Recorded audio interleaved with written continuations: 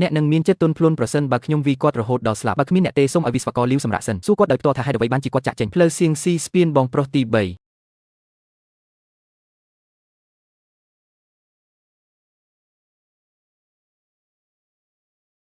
បងប្រុសទី3នៅជាន់ក្រោម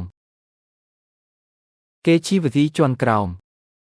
មនុស្សគ្រប់គ្នាបានចេញទៅប្រយុទ្ធជាមួយពួកគេ3ដងបងប្រុសខ្វាន់និងអ្នកដទៃទៀតជាមន្ត្រីស្វាត់យើងនឹងធ្វើវាប៉ុន្តែហេតុអ្វីបានជាពួកគេមិនចុះចាញ់ទោះជាយ៉ាងណាក៏ដោយខ្ញុំនៅតែនឹងប្រយុទ្ធជាមួយពួកគេដើម្បីចេញពីទីនេះបងប្អូនឲ្យតាបងប្រុសទី3ណែណា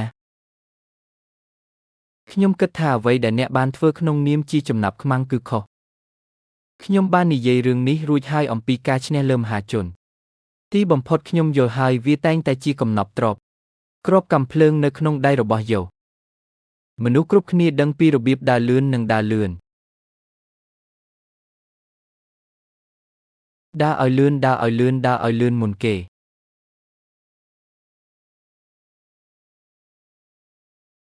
ប្រញាប់ឡើងតើមានមនុស្សប៉ុន្មានអ្នកនៅទីនោះ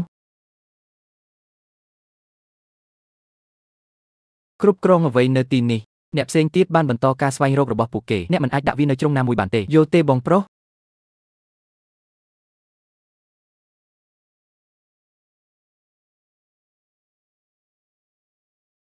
ប៉ូលីសទើបតែដាក់អាវុធចុះ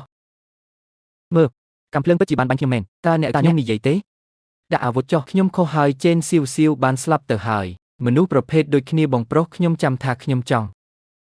វាបានហោះឡើងនេះគឺជាការព្រមានចុងក្រោយ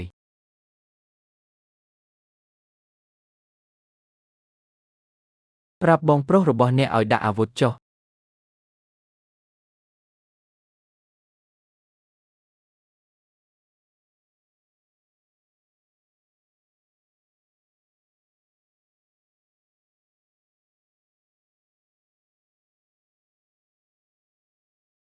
តើមានចំណាប់ខ្មាំងប៉ុន្មានអ្នកនៅខាងក្នុងចំនួនមនុស្សគឺមិនប្រកបប្រជាទេការសង្គ្រោះផ្ដាច់មុខព័ត៌មានបឋមដែលផ្ដល់ដោយបុគ្គលិកគេបានប្រមាណថាមានយ៉ាងហោចណាស់30ឬ40តើនាគដ៏ល្បីរូបនេះរំភើបយ៉ាងណា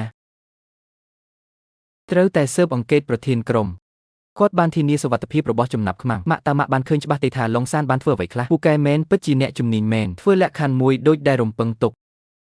ប្រធានក្រុមឡុងសុំអ្នកសប្បាយចិត្តជាមុនសិន$5 លានអាមេរិកក្នុង1ម៉ោងវាត្រូវតែដឹកជញ្ជូនក្នុងរយៈពេលជាក់លាក់មួយដោយសារស្ថានភាពល្អរបស់គាត់វាមិនមានបញ្ហាអ្វីទេវាជឿចាប់ខ្លាំងណាស់ដែលយល់ព្រមតាមសំណើរបស់អ្នកបើវាលឿនពេកអ្នកមិនចាំបាច់ផ្ញើវាមកខ្ញុំទេអ្នកគ្រាន់តែដាក់វានៅលើយន្តហោះតើអ្នកចង់មានន័យយ៉ាងណាខ្ញុំនិយាយថាដាក់វានៅលើយន្តហោះខ្ញុំត្រូវទៅប្រលានយន្តហោះឥឡូវនេះខ្ញុំត្រូវការយន្តហោះឯកជនមួយយន្តហោះឯកជនមួយគ្រឿងដែលអាចហោះហើរទៅក្រៅប្រទេស$5 លានត្រូវបានដាក់នៅលើយន្តហោះឯកជនតើអ្នកយល់ទេពិតជាមិនយល់ទេសៀងសានទៅប្រលានយន្តហោះទៅបើមិនអញ្ចឹងទេនឹងត្រូវទម្លាក់គ្រាប់បែកផលវិបាកនៃការផ្ទុះគ្រាប់បែកគឺវាអាចទៅរួចដែលអ្នកសៀងសានមានលក្ខខណ្ឌត្រឹមត្រូវរួចរាល់ហើយឬនៅ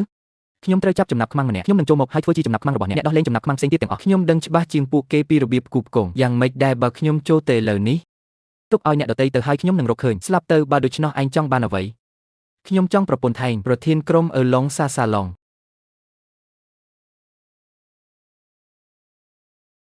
បើអ្នកមិននិយាយអ្វីទេក៏មិននិយាយអ្វីដែរគ្មាននរណាម្នាក់ក្នុងចំណោមពួកគេអាចបំពេញតម្រូវការពីលក្ខខណ្ឌទាំងអស់ឥឡូវនេះគឺគ្មានន័យ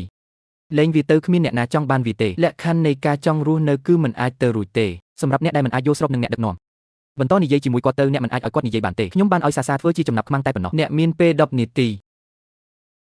ក្រោយមកឡុងសាមិនបានចូលមកទេខ្ញុំនឹងបំផ្ទុះគ្រាប់បែកនោះអ្នកណានរកកុំគិតចង់រស់អីខ្ញុំនឹងធ្វើឲ្យអ្នកចូលមកជាមួយខ្ញុំ